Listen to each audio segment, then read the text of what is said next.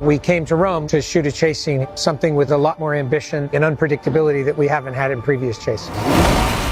We'll be screaming through the streets of Rome, motorcycles, cars. Everything that we shot is completely practical.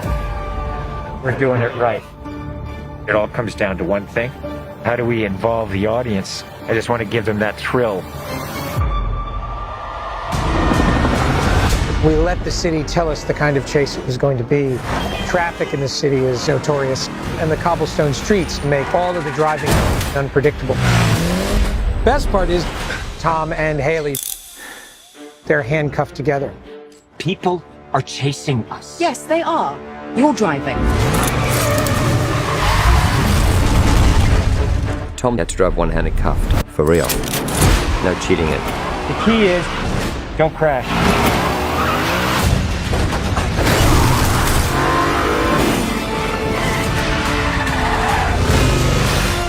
Who is that person? I have no idea.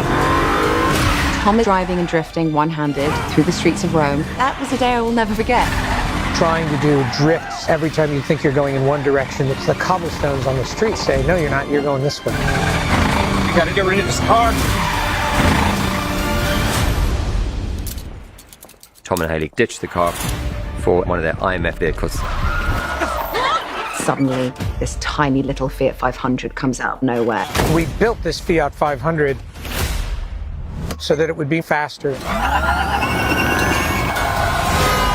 You could barely control the car. It was treacherous. The Fiat, that was wild. Some would even say the car is possessed. I don't think we could have made a sequence that was more difficult to shoot if I had gone out of my way to do it. It has really amazing results.